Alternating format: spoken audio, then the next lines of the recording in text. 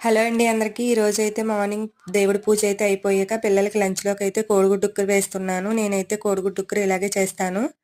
Pan అయితే పెట్టి oil వేసి గుడ్లనైతే చితక్కొట్టి అందులో వేస్తానండి. కావాల్సిన గుడ్లన్నీ తీసుకుని ఆమ్లెట్ లాగా వేసి బాగా ఫ్రై అయితే చేసుకుంటాను. గుడ్లను ఫ్రై చేసుకున్నాక వేరేది ప్యాన్ అయితే పెట్టి అందులో ఆయిల్ వేసి ఉల్లిపాయలను అయితే తక్కువగా తీసుకుంటానండి. ఉల్లిపాయల్లో పసుపు అయితే వేసి బాగా వేయించుకుంటాను. కావలసినంత ఉప్పు కూడా వేస్తాను ఉల్లిపాయలు వేగ మగ్గుతాయని.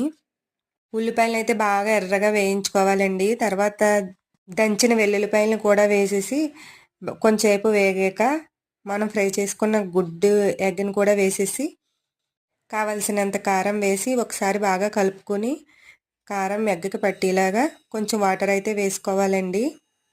వేసుకొని ఒక స్పూన్ జీలకర్ర పొడి కూడా వేసుకుంటే గుడ్డు స్మెల్ అయ్యి లేకుండా ఉంటుంది. లాస్ట్లో కొత్తిమీర వేసుకుంటే గుడ్డు రెడీ అయిపోయిందండి. బాయ్.